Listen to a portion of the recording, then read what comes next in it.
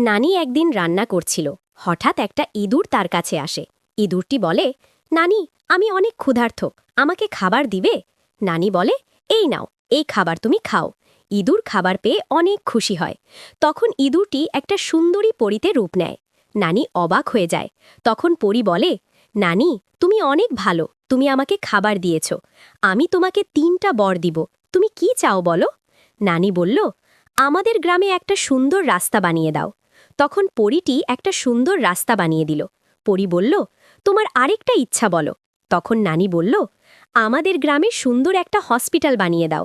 তখন পরী একটা সুন্দর হসপিটাল বানিয়ে দিল। পরী আবার বলল, তোমার আরেকটা ইচ্ছা বলো। নানি বলল, গ্রামে সুন্দর একটা স্কুল বানিয়ে দাও। পরী তখন সুন্দর একটা স্কুল বানিয়ে দিল।